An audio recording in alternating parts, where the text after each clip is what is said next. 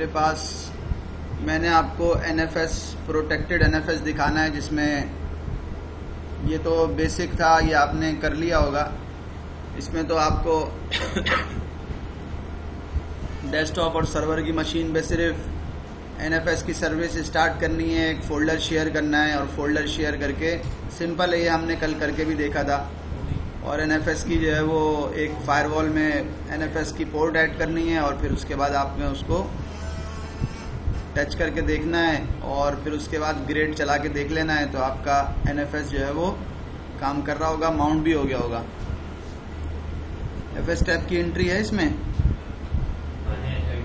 हाँ FS tab की entry भी है वो आपने।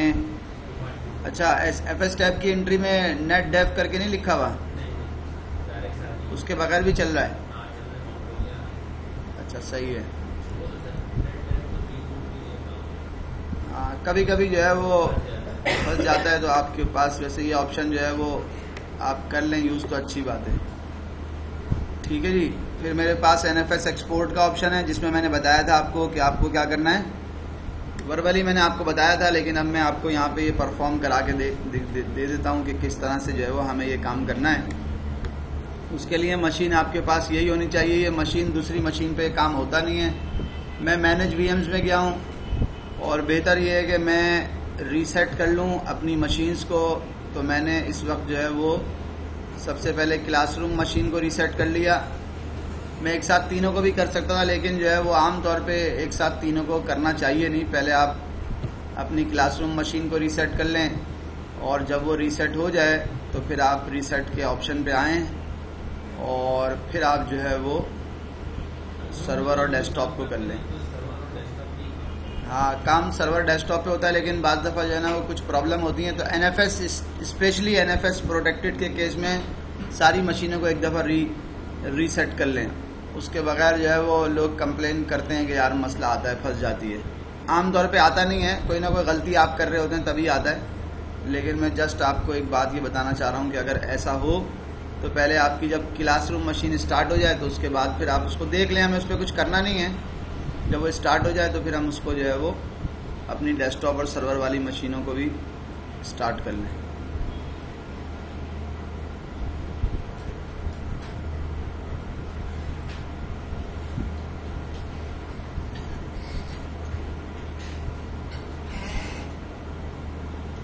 ये मशीन मेरी स्टार्ट हो गई है, मैंने इसको क्लोज कर दिया। ओके, और फिर मैं आया सर्वर पे, मैंने सर्वर को रीसेट कर दिया। दोबारा गया मैं और मैंने कहा रीसेट करो ओके डेस्कटॉप वाली मशीन को, और मैंने उसको भी रीसेट कर लिया है। तो उम्मीद है कि मेरी दोनों मशीनें रीसेट हो जाएंगी। और जब रीसेट हो जाएंगी तो मैं क्या करूँगा जनाब, टर्मिनल पे गया हूँ और टर्मिनल पे जाके मैंने Ctrl+Shift+T 2 टर्मिनल लिए हैं, Ctrl+Shift+T 3 टर्मिनल लिए हैं। एक टर्मिनल के ऊपर मैं मशीन का कंसोल नहीं खोल रहा, बल्कि मशीन के कंसोल खोलने के बजाय मैं जो है वो क्या कर रहा हूँ, यहाँ पे मैंने SSH किया है। मुझे पता है कि मेरी जो सर्वर मशीन है उसका सर्वर 0 जो है उसका नाम है। तो मैं जब SSH करूँगा तो ये फिज़िकल मशीन से, जो फाउंडेशन मशीन है उससे मैंने एक्सेस किया है, तो उसने मुझे मैसेज ये दिया है। दूसरी मशीन पे आ गया, इसको SSH किया डेस्कटॉप 0, तो देखता हूँ कि क्या होता है। अगेन उसने मुझे भी यही मैसेज दिया है कि डेस्कटॉप 0 पे और सर्वर 0 पे पोर्ट का इशू है। क्या मेरी मशीन स्टार्ट हो गई है? पिंग करके देख लेते हैं। हाँ, सर्वर 0.example.com जो है वो पिंग नहीं हो रहा। उसकी वजह ये हो सकती है कि अभी मशीन स्टार्ट, ये भी वजह हो सकती है। चेक करता हूँ।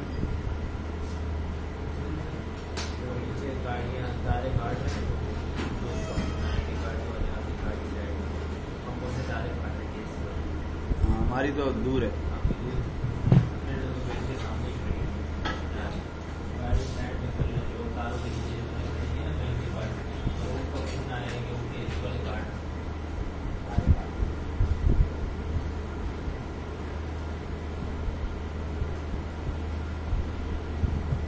उम्मीद है कि SSH हो जाएगा। ये हो गया और ये भी SSH हो जाएगा, तो ये भी SSH हो गया। अब बाकी ये लोग आ जाएं तो फिर जो है वो स्टार्ट करते हैं।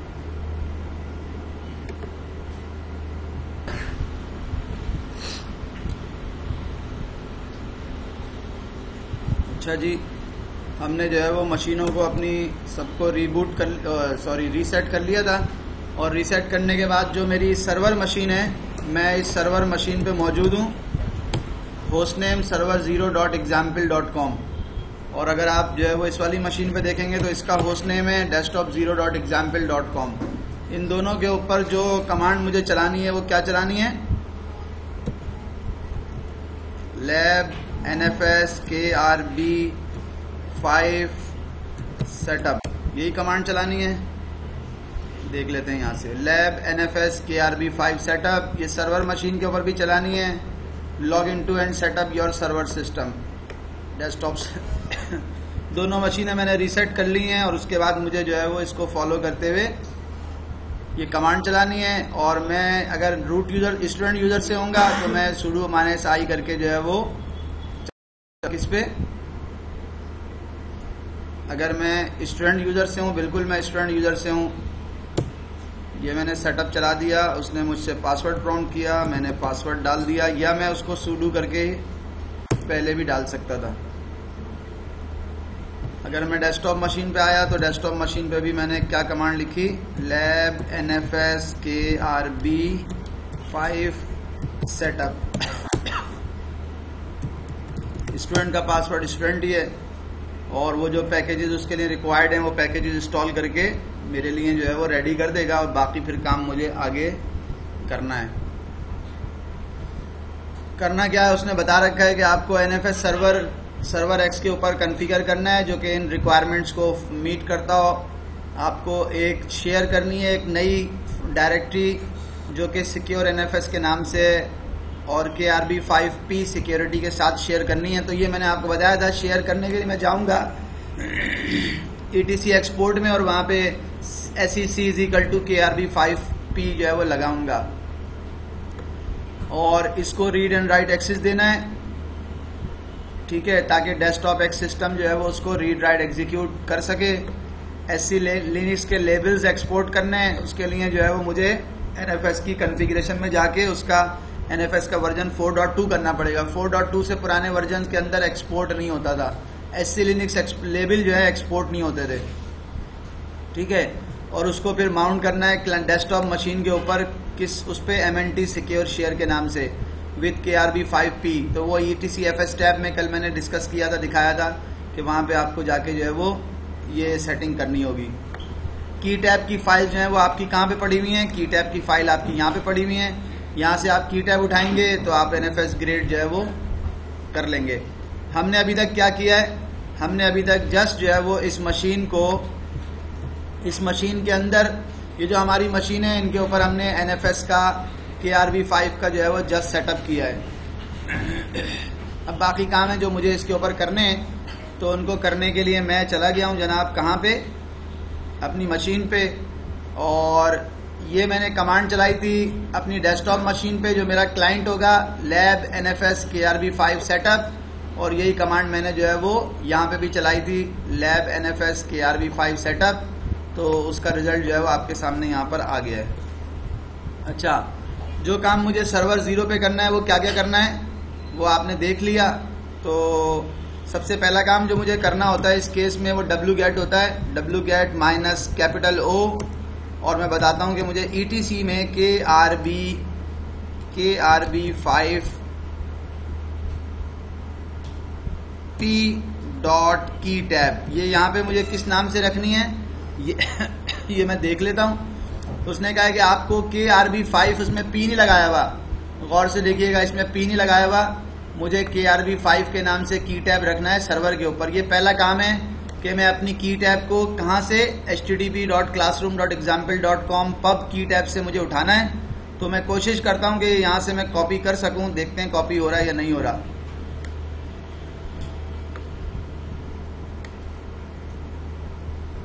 मैंने यहाँ से कॉपी किया, कॉपी करके अपनी मशीन में लेके गया और उसको बताया कि krb5.key टैब के नाम से ये फाइल है और इसके अंदर जो पेस्ट करना है वो कहाँ से करना है, तो पेस्ट उठा नहीं रहा, तो जाहिर है फिर मुझे लिखना ही पड़ेगा, उसके अलावा मेरे पास कोई और ऑप्शन फ़िलहाल तो नहीं है। http://classroom.example.com/pubpub/ और क्या था भाई,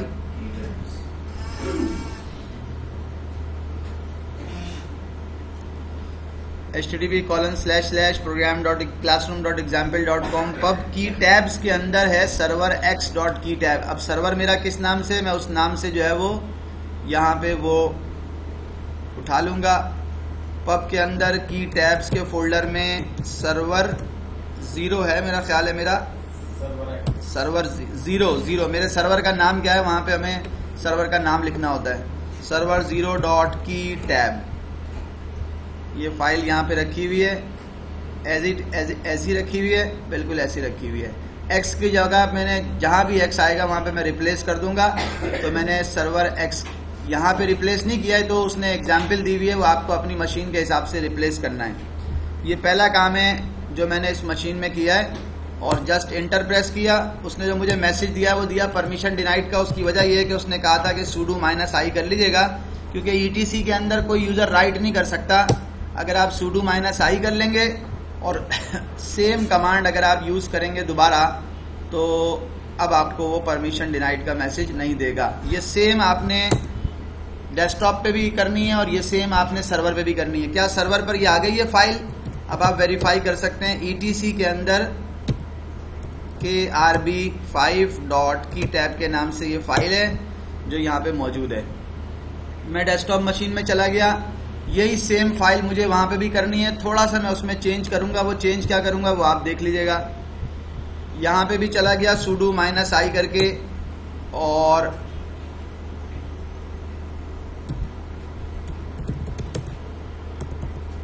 स्क्रीन को क्लियर कर दिया। wget, अच्छा वो कमांड पूरी लिखी हुई है, मैंने जस्ट उसको यहाँ पे पेस्ट किया है। लेकिन पेस्ट करते हुए एक बात का ख्याल रखूँगा कि यहाँ पे सर्वर की जगह पे मैं लिख दूंगा डेस्कटॉप 0, सर्वर की जगह पे desktop 0।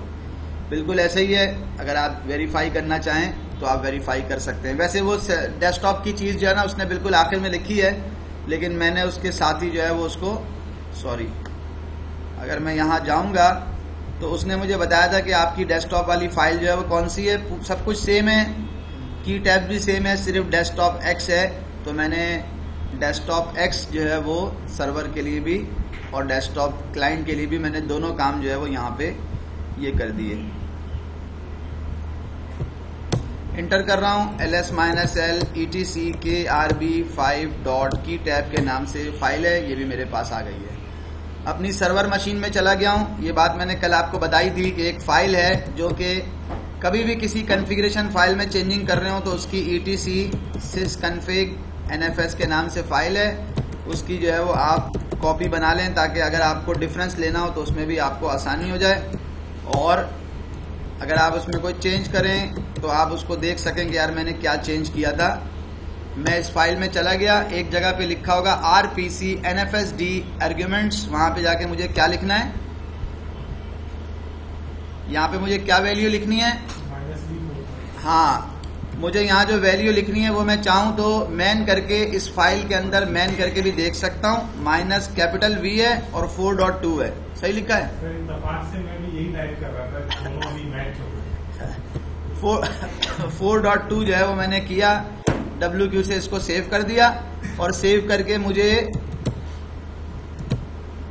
System CTL status check कर रहा हूँ। NFS, एक NFS सर्वर होता है और एक होता है NFS सिक्योर सर्वर। तो मेरे पास इसमें सिक्योर सर्वर होना चाहिए, उसका स्टेटस तो देखते हैं क्या आ रहा है। उसका सिक्योर सर्वर का स्टेटस आ रहा है, अभी इस वक्त वो डेड है। तो हमने ये दो काम किए हैं सर्वर पे। एक काम जो हमने किया है वो etc sysconfig nfs में जाके ये वर्जन डिफाइन किया है, और दूसरा काम जो किया है वो क्या किया है कि हमने उसके अंदर की टैब इंस्टॉल की है। और जब ये दो काम आपने कर लिए तो इन दो कामों को करने के बाद आप अपने NFS की सर्विस को, सिक्योर की सर्विस को स्टार्ट कर सकते हैं, और यही काम आपको करने को दिया भी गया है। तो मैं अपनी मशीन में गया, इसको किसी भी काम को हमें करना है तो हमें ये मालूम है कि अगर इसकी सर्विस को हम इस तरह से कमांड लिखेंगे इनेबल डैश डैश नाउ, तो इसका मतलब ये होता है,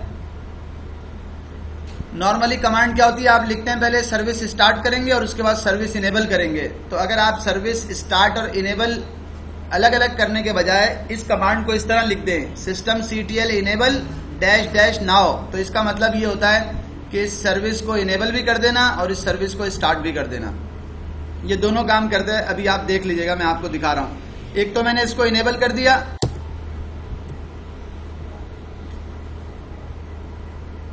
क्या हो गया,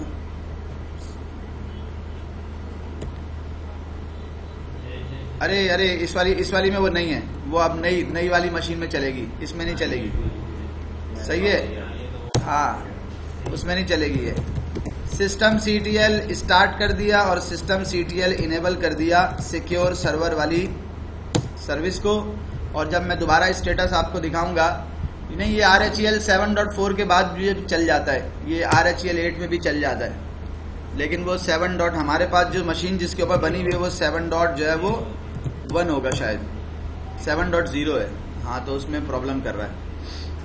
अच्छा, बहरहाल मैंने सर्विस को स्टार्ट कर दिया है, मेरे पास NFS सिक्योर की सर्विस जो है वो एक्टिव आ रही है। तो ये काम है जो कि मुझे करना था। अगर मैं हिस्ट्री आपको दिखाऊं तो NFS सिक्योर के लिए कि सर्विस को स्टार्ट करने के लिए आपको सिर्फ और सिर्फ ये 2 काम करने हैं। एक wget करके की उठानी है और कहाँ रखनी है वो जगह आपने देख ली है, और दूसरा आपको इस etc sysconfig NFS में जाना है और उसका वर्जन जो है वो डिफाइन करना है। उसके बाद अगर आप सर्विस स्टार्ट करेंगे NFS सिक्योर की तो सर्विस आपकी स्टार्ट हो जाएगी। फिर जो डायरेक्टरी उसने बनाने को दी हुई है उसका नाम है NFS सिक्योर। अब देखें, मैं तो चूंकि बुक को फॉलो कर रहा हूं, इसलिए मैं बुक को फॉलो कर रहा हूं और मैं चाहता हूं कि जब मैं ग्रेडिंग करूं तो ये मुझे ग्रेडिंग में पास दे दे, इसलिए मैं बिल्कुल सेम वही डायरेक्टरी बना रहा हूं, उसी नाम से बना रहा हूं जिस नाम से उसने बनाने को दी है। तो उसने मुझे कहा है कि सिक्योर NFS के नाम से डायरेक्टरी बनाओ और उसको शेयर भी कर दो। तो मैं आ गया हूं अपनी मशीन में, किस नाम से दी, सिक्योर NFS के नाम से। तो मैं NFS सिक्योर नहीं कर रहा बल्कि सिक्योर NFS कर रहा हूं। डायरेक्टरी बना दी, इस डायरेक्टरी को शेयर करना है तो VI करके ETC एक्सपोर्ट्स में आ गया और यहाँ पे इस डायरेक्टरी का नाम लिख दिया सिक्योर NFS। किसको शेयर करना है, डेस्कटॉप 0 को। तो आपकी मर्जी, आप डेस्कटॉप 0 इस तरह लिख दें। रीड राइट शेयर करना है और security is equal to KRB5P, ये उसकी सिक्योरिटी है जो कि आपने देनी है। तो मैंने secure NFS desktop 0 RW security is equal to KRB5P, ये एज इट इज जो है वो लिखी हुई थी मेरी लाइन नंबर 16 पे। और जब ये काम मैंने कर दिया तो एक्सपोर्ट FS-R करके मुझे उसे रिलोड करना है, एक्सपोर्ट FS-R। ये आप सर्विस भी रीस्टार्ट कर सकते हैं और एक्सपोर्ट FS-R कर देंगे तो इसका मतलब है कि आपने उसे।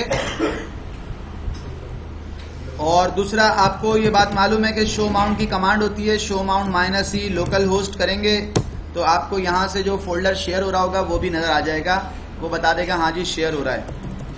फिर एक और चीज जो आपको मेंशन यहाँ पर जरूर करनी होगी, वो फायरवॉल के अंदर आप देखें तो आपका SSH जो है वो फायरवॉल में ऑन नहीं है, सॉरी SSH कह रहा हूँ, NFS जो है वो फायरवॉल में ऑन नहीं है।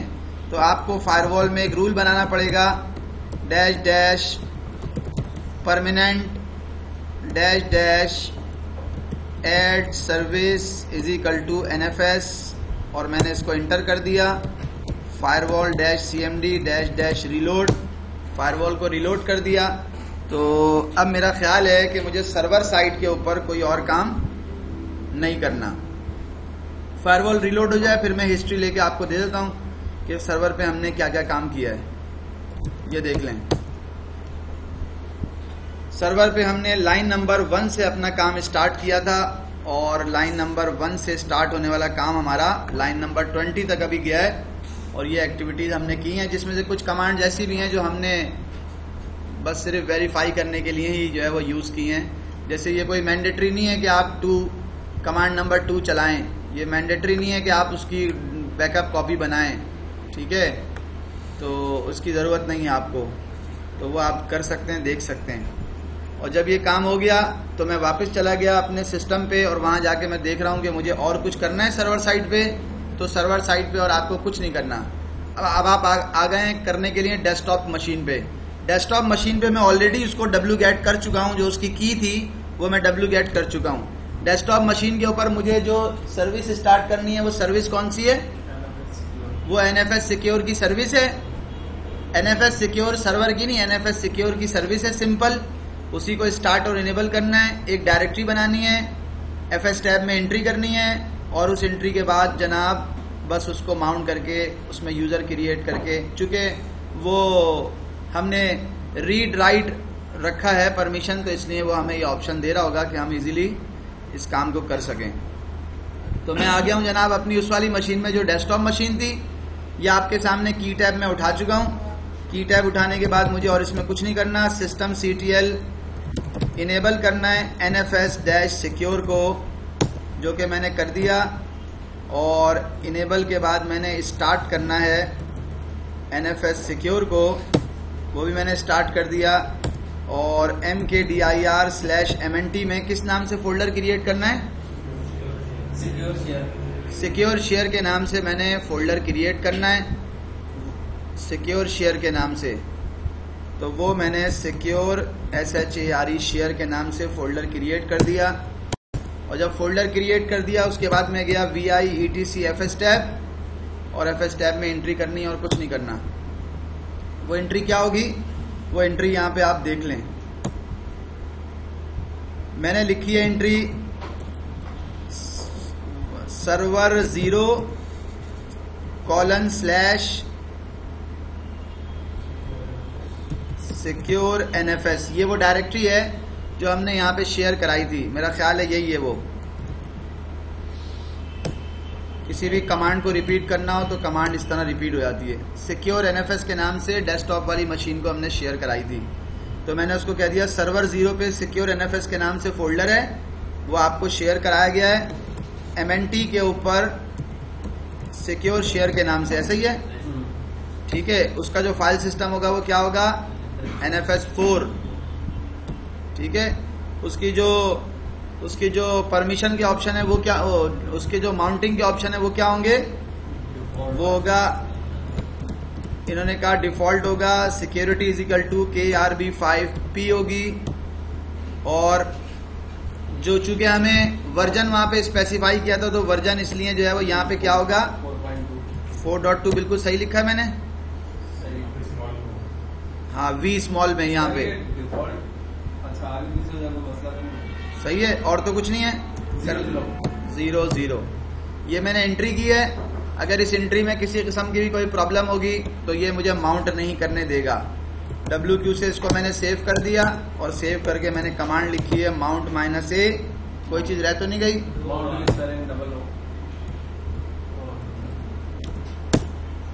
मैंने माउंट -A किया है, तो माउंट -A में जब मैं DF -ST में जाके देखूंगा तो ये मेरा MNT सिक्योर शेयर जो है वो माउंटेड हो जाएगा। जब आपको माउंटेड नजर आएगा, अगर आप मशीन को रिबूट करेंगे, रिबूट करने के बाद ही आपने चेक करना है, तो मैं रिबूट करके चेक कराता हूं। लेकिन उससे पहले सिर्फ एक चीज आपको दिखा दूं, वो क्या है? सर्वर X लिखा हुआ है यहाँ पे, सही है। बाज दफा आपको प्रॉब्लम कर रहा होता है या आप फेल हो जाते हैं तो ग्रेड चलाते हैं, तो आप वहां देख लें, आप सर्वर X भी कर सकते हैं और सर्वर x.example.com भी आप लिख सकते हैं। इन्होंने जो पैटर्न दिया हुआ है वो ये है, तो इसी को फॉलो कर लें, ठीक है। बाकी हमने इसमें कोई चीज़ ऐसी मॉडिफाई नहीं की, माउंट -A करके देख लिया। जब वो हो गया तो मुझे एक चीज़ आपको और दिखानी है, वो मैं दिखाता हूँ। लेकिन उससे पहले उसने कहा है कि आप जो है वो इसको सिक्योर NFS के फोल्डर के अंदर, ये मैं सर्वर साइड से कर रहा हूँ, सर्वर साइड से। उसने कहा आप एक फाइल क्रिएट करें, उस फाइल के ऊपर जो भी आपका वो होगा SC लिनक्स का जो लेबल होगा वो उसमें आपको वहां पे रिफ्लेक्ट होना चाहिए, वहां नजर आना चाहिए। तो मैं सर्वर साइड पे गया हूं और वहाँ जाके मैंने क्या किया है भाई, सर्वर साइड पे वहाँ जाके मैं करता हूँ, उसने रूट से ही करने को कहा है, ये वेरीफाई कर लूँ। अगर मैं चाहता हूँ कि मेरी बिल्कुल रूट से करने को कहा है,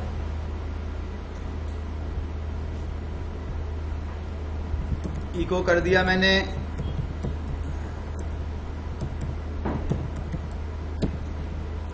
वो मैं आगे पीछे भी कर सकता हूँ, लेकिन मैं आमतौर पे करता नहीं हूँ। अगर मैं चाहता हूँ तो किस नाम से फाइल थी, उसने किसी नाम से रखी थी, मैंने test.txt के नाम से रखी है, तो इंटर कर दिया। ये उसने ls-l के साथ z हम चेक करते हैं तो हमें नज़र आता है सिक्योर NFS के अंदर टेस्ट की जो फाइल है उसके ऊपर जो लेबल लगा हुआ है वो क्या लगा हुआ है भाई, सिक्योर NFS में test.txt की फाइल के ऊपर default_t के नाम से जो है वो लेबल लगा हुआ है। तो अगर मैं यहाँ जाता हूँ अपनी मशीन पे अभी और ls-l करता हूँ mnt सिक्योर NFS और वहाँ पे देखता हूँ test.txt आई है इसमें और z करता हूँ तो सेम लेवल जो है वो यहाँ पे भी आ रहा है।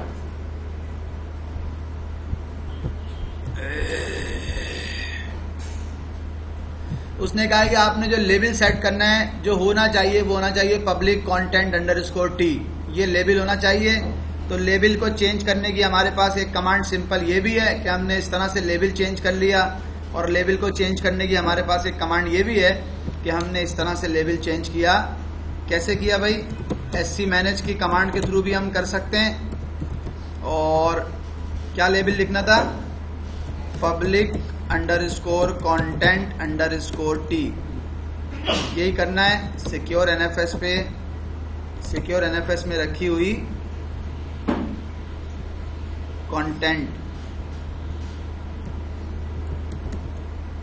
और सिक्योर NFS के अंदर रखी हुई test.txt को, ऐसे ही है। यस, जब आपने ये कर लिया तो करने के बाद आप रिस्टोर कौन करेंगे, -v करेंगे, सिक्योर NFS करेंगे और test.txt करेंगे, उसका चेंज हो जाएगा। दोबारा आप वेरीफाई कर लें, यहाँ से पब्लिक कंटेंट _t यहाँ पे भी आ गया। जब आप यहाँ जाके देखेंगे तो ये कंटेंट जो है वो पहले ऐसा नहीं आ रहा था, अब इसके कंटेंट वहाँ पे भी। तो वो जो NFS का वर्जन 4.2 है उसकी वजह से ये कंटेंट जो है वो आपके शेयर हो गए हैं और NFS के साथ ये शेयर हो रहे हैं। अच्छा, और मुझे क्या करना है,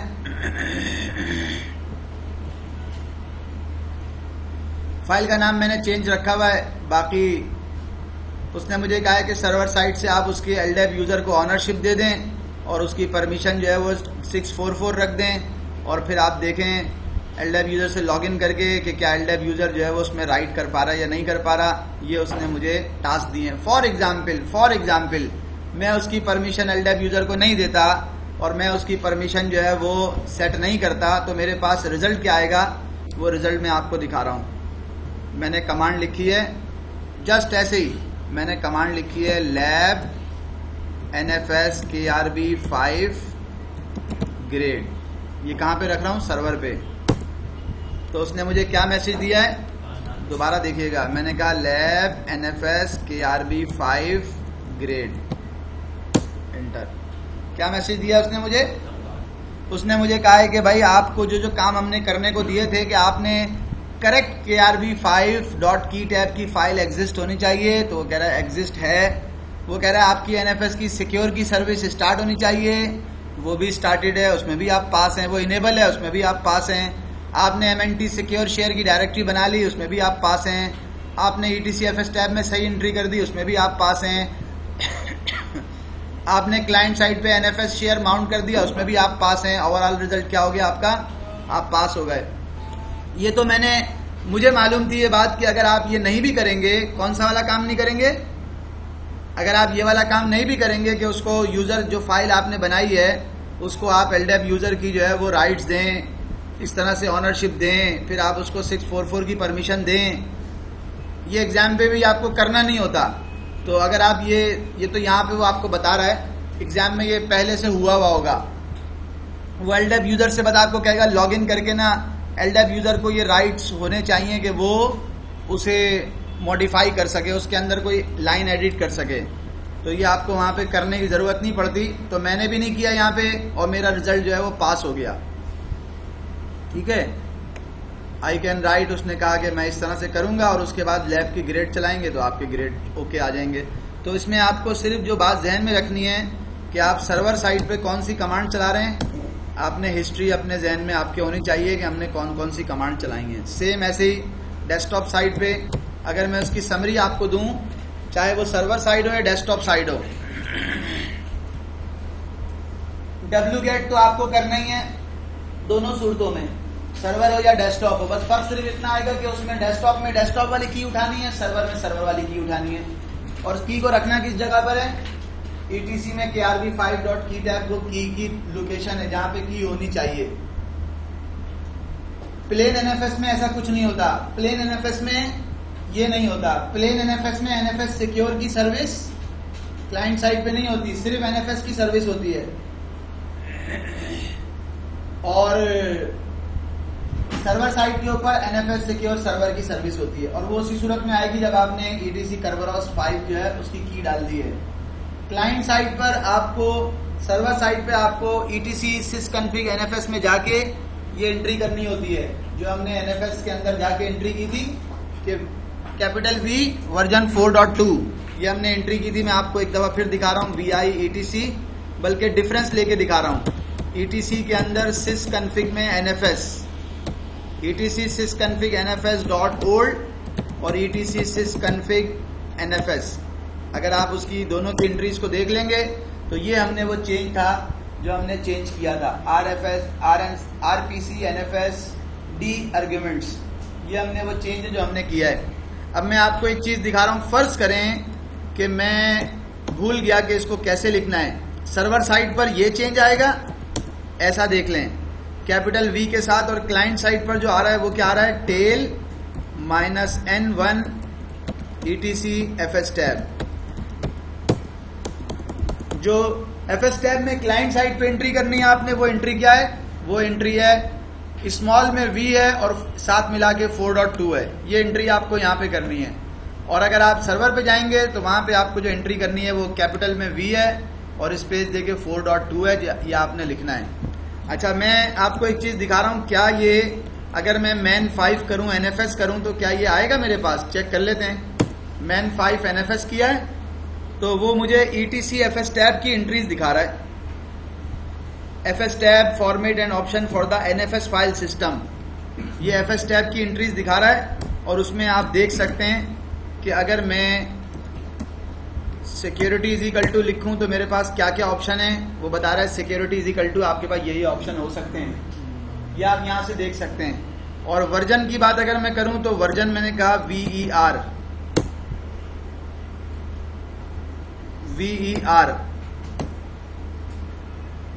वर्जन कहीं पे नहीं, एक मिनट मैं उसको एक और तरह से देखता हूं। नहीं, हाँ दिखाता हूँ, एक मिनट यार, ये वो वाली फाइल वाला ऑप्शन नहीं है इसमें। हो सकता है वो जो 4.2 वाला ऑप्शन है वो, हाँ मैं वही सर्च कराता हूँ।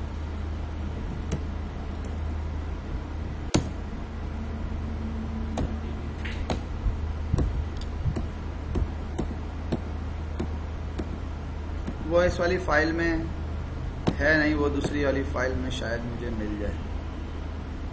अच्छा देखें, यहाँ पे कहीं वर्जन स्पेसिफाई है, कहाँ पर है, सिक्योरिटी इक्वल टू आ जाएगा।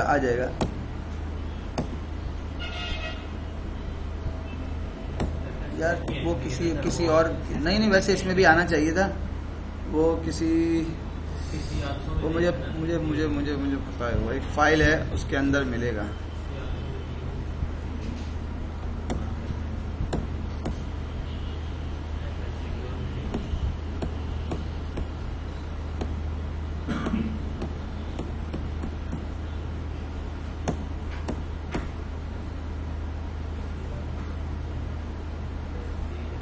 mount.nfs करता हूँ तो फिर आ जाएगा MOUNT mount.nfs,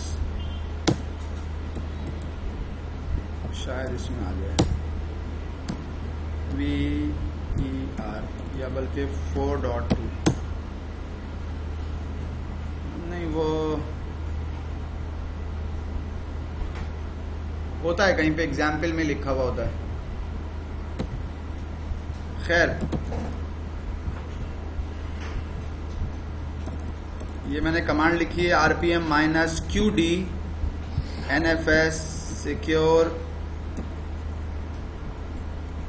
NFS server NFS utils RPM -QD, Q में डैश नहीं लगाया,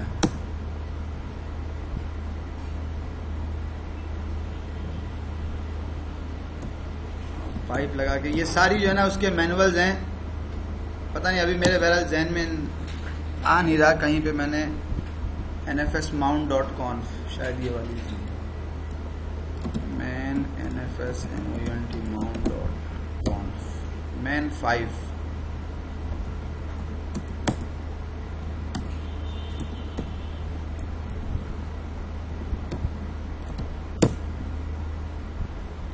खैर छोड़ें इसको।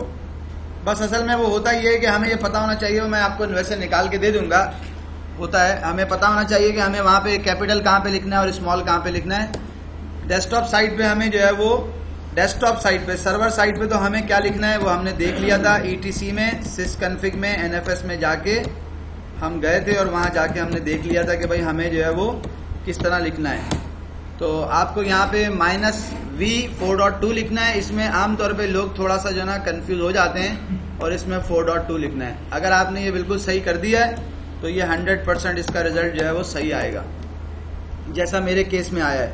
मैंने बिल्कुल उसको फॉलो किया तो उसका रिजल्ट जो है वो आपके सामने है। तो ये सिंपल सा जो है वो आपका NFS है, जिसमें आपको सिक्योर NFS, जिसमें आपको जो है वो की टैब यानी कि करबरॉस की यूज करनी है और आपको क्या यूज करना है, वर्जन यूज करना है।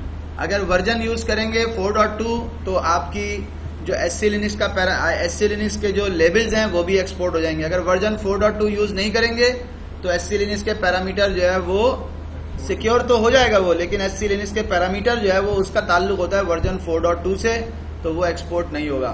तो अगर आप फर्ज करें एग्जाम में बैठे हुए और काम कर रहे हैं और आपसे ये चीज़ नहीं हो रही तो कोई मसला नहीं, आप उसको छोड़ दें। फिर ना सर्वर साइड पे वर्जन स्पेसिफाई करें, ना जो है वो अपना FS टैब के अंदर, बस आप सिंपल जो है वो की टैब से इस काम को कर सकते हैं। हाँ